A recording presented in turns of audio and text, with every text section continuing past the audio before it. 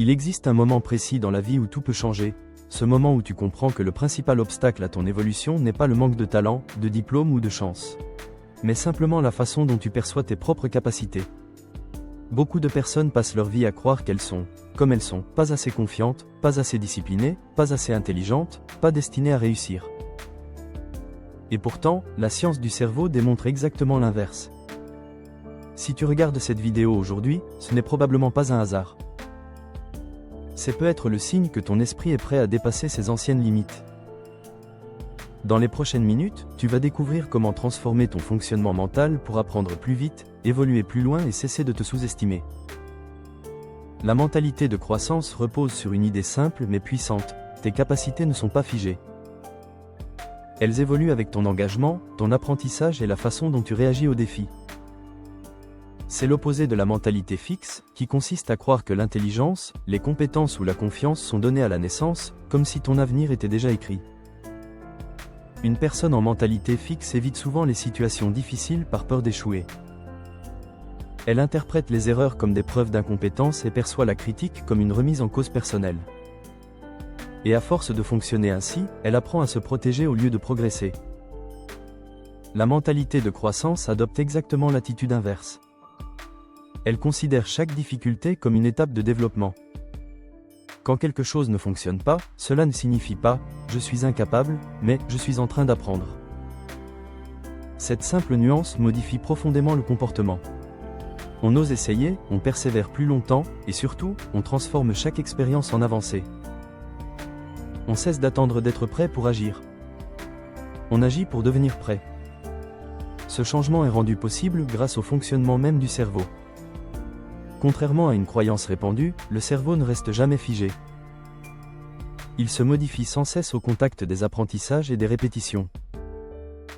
Chaque fois que tu pratiques une nouvelle compétence, que tu t'exerces à mieux te concentrer ou que tu remplaces une pensée négative par une pensée constructive, de nouvelles connexions neuronales se consolident. Ton cerveau se transforme physiquement. Ce phénomène s'appelle la neuroplasticité. Cela signifie que tu n'es jamais condamné à rester enfermé dans la personne que tu es aujourd'hui. Et tu deviens naturellement ce que tu renforces chaque jour par tes pensées et tes comportements. Avoir une mentalité de croissance, c'est donc comprendre que tu ne peux pas te définir par tes limites actuelles, mais uniquement par ton potentiel d'évolution. Tu ne dis plus « je suis nul dans ce domaine », tu dis « je suis en train d'apprendre ce domaine ».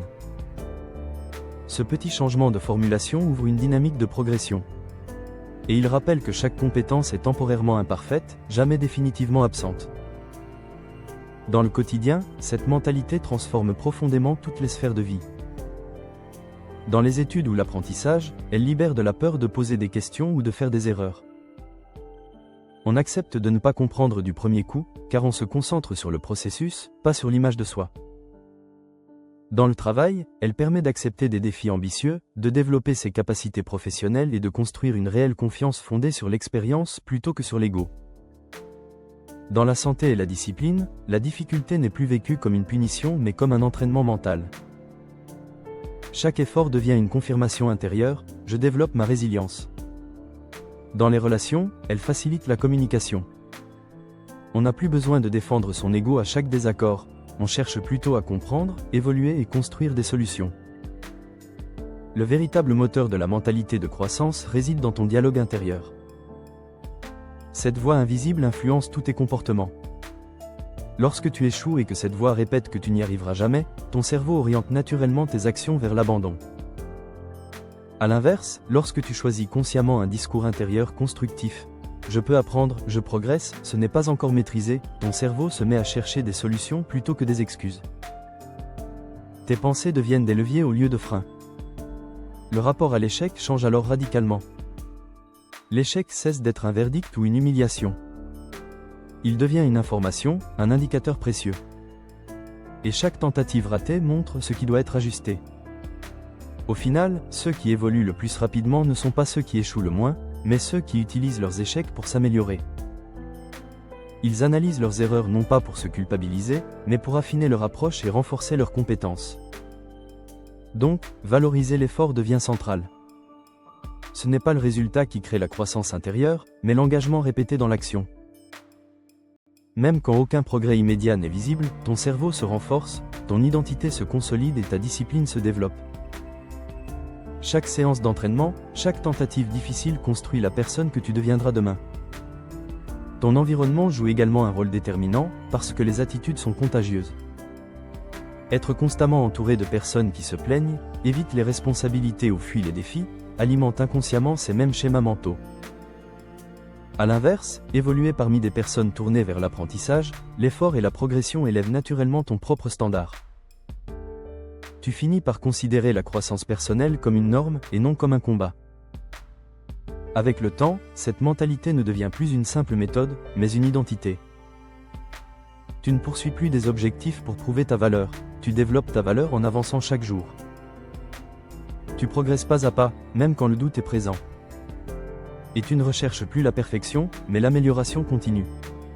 Chaque matin, une seule question suffit alors à orienter ta trajectoire. Quelle version de moi suis-je en train de construire aujourd'hui? Tu ne peux pas changer ton passé, mais tu peux entraîner ton futur, un choix à la fois. Et tant que tu avances dans la direction du progrès, ton potentiel reste intact. Si tu veux continuer à forger cet état d'esprit, renforcer ta discipline mentale et apprendre à exploiter pleinement ton potentiel, abonne-toi à NeoFocus, car cette chaîne existe pour t'aider à bâtir une mentalité solide et durable. Souviens-toi, tu n'es pas ce que tu étais hier. Tu es ce que tu choisis de devenir aujourd'hui.